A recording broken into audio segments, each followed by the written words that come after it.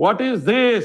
जर का तुमच्याकडे राज्य महिला आयोगाच्या अध्यक्ष म्हणून एक प्रकरण न येता केवळ एका स्थानिक वर्तमानपत्रामध्ये वृत्तपत्रामध्ये बातमी येते त्याची दखल घेऊन तुम्ही त्या पत्रकाराकडनं जर का लेखी त्याचं म्हणणं मागून घेत असाल तर त्याचा पाठपुरावा करावा असं का वाटलं नाही? तुम्हाला 1 वर्षापूर्वीच माहिती मिळालेली आहे या भोंदू बाबाच्या सगळ्या काळ्या लीला आणि कृष्ण कृत्यांविषयीच्या. तुम्ही दडपवलं. हा नैतिक गुन्हा नाहीये का? इथेच तुम्ही राज्य महिला आयोगाच्या अध्यक्ष म्हणून चुकला आहात असं वाटत नाही का? असे सवाल जर का आज समाजातून विचारले जात असतील तर चुकीचं काय? हा माझा प्रश्न आहे. आणि केवळ रुपाली चाकणकर यांनी सांगितलं की माझा याच्याशी काही संबंध नाहीये, ते एक देवस्थान आहे, त्यावरती नाहीये प्रश्न. हा भोंदू बाबा कॅप्टन अशोक खरातचा आहे. त्याच्या कृत्यांविषयी 1 वर्षापूर्वीच तुम्हालाही कळलं होतं म्हणून तुम्ही जाब विचारला त्या पत्रकाराला.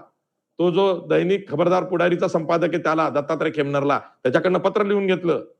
आता म्हणून मग ज्या प्रतिक्रिया येत आहेत, सुषमा अंधारे असतील, त्याचबरोबर अंजली दमानिया असतील, अगदी विजय कुंभार, हे तेच विजय कुंभार आहे ज्यांच्या तक्रारीनंतर माजी मुख्यमंत्री मनोहर जोशी यांचा राजीनामा झाला होता. पुण्यातल्या भूखंडाचं प्रकरण त्यांनी काढलं होतं आणि स्वर्गीय शिवसेना प्रमुख बाळासाहेब ठाकरेंनी मनोहर जोशींचा राजीनामा घेतला होता. तेच हे विजय कुंभार आहेत, सामाजिक कार्यकर्ते. ते असं म्हणतायत, अंधश्रद्धेचा फायदा घेत महिलांचे मानसिक, आर्थिक आणि लैंगिक शोषण करणाऱ्या प्रवृत्तींना रोखणे ही केवळ कायद्याची नव्हे तर समाजाची ही जबाबदारी आहे. परंतु ज्या वेळेला महिला आयोगाच्या अध्यक्षाच अशा अंधश्रद्धेला बळी पडतात आणि कुणाच्या तरी बुवाचे पाय धुतात तेव्हा हा विरोधाभास अधिक ठळकपणे समोर येतो. हे तर सोडा. आता तुम्ही व्हिज्युअल्स मध्ये काय काय बघताय?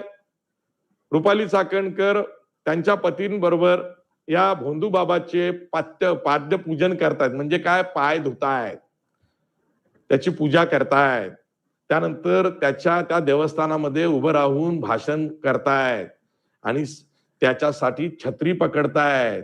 म्हणजे त्याच्या सेवेकरी त्या दिसतायत आणि म्हणूनच रोष व्यक्त होतोय. तुम्ही या भोंदू बाबाची सेवा करताय आणि तुम्ही महिलांना न्याय देण्यासाठी म्हणून महिला आयोगाच्या अध्यक्षपदाच्या खुर्चीत बसलेला आहात. याचा विसर तुम्हाला पडलाय. हा विषय आहे रुपालीताई चाकणकर. म्हणून आज एवढी आगपाखड ही केली जाते. सुषमा अंधारे यांनी समोर येऊन त्यांची प्रतिक्रिया ही कठोरपणे मांडलेली आहे. सुषमा अंधारे काय म्हणतायत ऐका. अशोक खरात या व्यक्तीवर बलात्काराचा गुन्ह्याचा आरोप आहे. अशोक खरात या व्यक्तीवर बलात्काराचा गुन्ह्याचा आरोप आहे. त्यामध्ये त्याला अटक झाली. जी माहिती समोर येते त्यानुसार त्याच्याकडे तब्बल 58 आक्षेपार्ह व्हिडिओ सापडले. मुद्दा असा आहे की अशा व्यक्तीला नेमकं राजकीय आशीर्वाद कोणाचे आहेत? त्यावर प्रश्न असा निर्माण होतो की महिला आयोगाच्या अध्यक्षा रुपाली चाकणकर या अशोक खरातच्या शिवनिका ट्रस्टच्या संचालिका आहेत.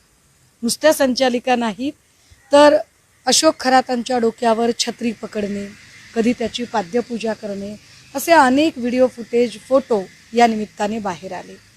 ज्या महिला आयोगाकडून महिलांचं सबलीकरण, समुपदेशन आणि समावेशन करणं अपेक्षित आहे, त्या महिला आयोगानेच जर महिलांचं शोषण करणाऱ्या व्यक्तीची पाद्यपूजा करत असतील तर शोषित महिलांनी न्याय कुणाकडे मागावा? माझा सरळ साधा प्रश्न आहे.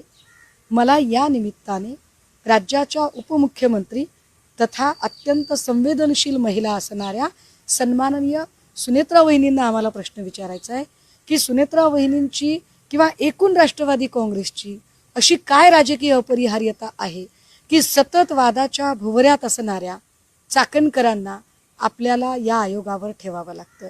कारण आयोगाचा दुरुपयोग करत वारंवार शोषित महिलांना न्याय देण्याऐवजी महिलांचं शोषण करणाऱ्या लोकांना राजाश्रय देण्याचं काम जर चाकणकर करत असतील तर चाकणकरांना या पदावर राहण्याचा अधिकार नाही. नाही, ज्या पद्धतीने अनेक नावं याच्यात पुढे येत आहेत, अनेक फोटोज येत आहेत, अनेक माहिती पुढे येते आणि महत्त्वाचं म्हणजे मागच्या अधिवेशनामध्ये काँग्रेसचे नेते नाना पटोलेजी यांनी नाशिकच्या हनी ट्रॅपचा उल्लेख करत एक पेनड्राईव्ह आपल्याकडे आहे असं सांगितले होते. आत्ता या प्रकरणातला जो इसम आहे अशोक खरात हाही नाशिकचाच आहे आणि 58 व्हिडिओ जेव्हा त्याच्याकडे सापडतात तेव्हा आमच्यासारख्या माणसांना एक शंका यायला लागते की पटोलेंनी उल्लेख केलेला हनी ट्रॅप आणि त्याच्याशी संबंध असणारा पेन ड्राईव्ह आणि ही व्यक्ती यांचे काही संबंध आहेत का, याचं कुठे काही कनेक्शन आहे का?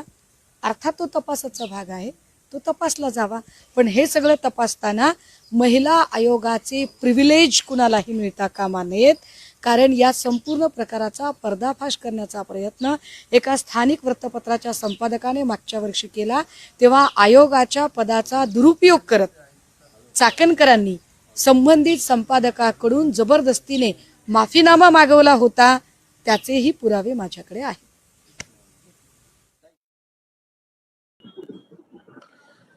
काँग्रेसचे विधिमंडळ पक्षनेते विजय वडेट्टीवार यांनी देखील हा प्रश्न आज उपस्थित जरी सभागृहात केला नसला तरी बाहेर येऊन या प्रश्नावरती आपली भूमिका मांडली आहे. उद्या राज्य विधिमंडळात हा प्रश्न गाजणार आहेत, तेव्हा सगळेच अनेक सदस्य, मग ते सत्ताधारी असतील किंवा विरोधी बाकावरचे असतील, हे जे नाशिकच्या खरात फायलीचं प्रकरण आहे ते विधिमंडळात काढतील. कारण महाराष्ट्रातल्या समस्त महिलांचं दडपण या लोकांवर असलं पाहिजे. महिलांचं शोषण ज्या राज्यामध्ये होतं ते राज्य पुरोगामी कसं, पुढारलेलं कसं? आपल्याला महिलांचं शोषण रोखता येत नाही, मग आपण लाडकी बहीण, राज्याच्या महिला व बालविकास मंत्री, राज्य महिला आयोगाच्या अध्यक्षा ही लोक करतात काय, असा सवाल उपस्थित होतो. विजय वडेट्टीवार काय म्हणतात बघा. हा कॅप्टन खरातची आता वरात निघालेली आहे. हा 56 व्हिडिओ त्या ठिकाणी भेटलेत. आजकाल 56 म्हटलं की जरा माणसाला भीती वाटते.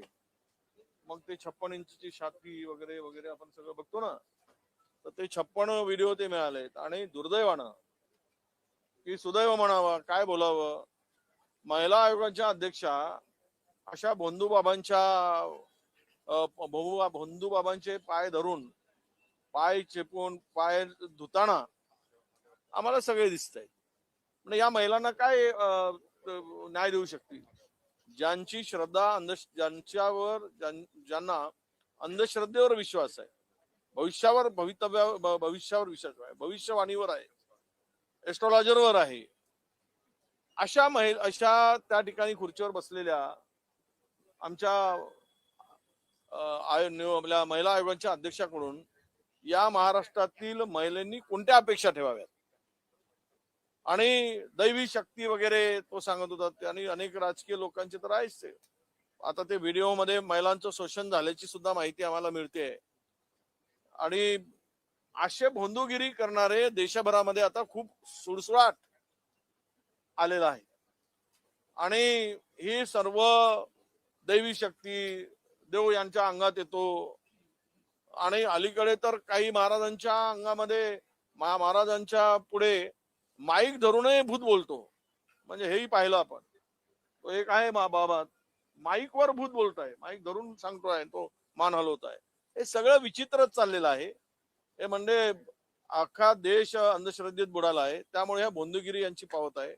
आणि राजकीय लोकही सुद्धा भविष्यासाठी कर्तृत्वानं मोठं होण्यापेक्षा भविष्य पाहून मोठं होण्याच्या संधी शोधत आहेत. त्यामुळे महाराष्ट्राची प्रगती होईल की अधोगती होईल हा खरा विषय येतो. त्यामुळे मला तरी असं वाटतं याकडून सगळ्या परिस्थिती की महिला आयोगाच्या अध्यक्षांनी तिकडे त्या कॅप्टन खरातचे पायदूतांचा व्हिडिओ समोर आला आहे. म्हणजे यांचा अंधश्रद्धेवर पूर्ण विश्वास आहे. या अंधश्रद्धेवर विश्वास असणाऱ्या भगिनीकडून महाराष्ट्रातील भगिनी सुरक्षित राहतील का, त्यांना न्याय मिळेल का? त्यामुळे त्या पदावर राहण्याचा नैतिक अधिकार त्यांनी गमावलेला आहे.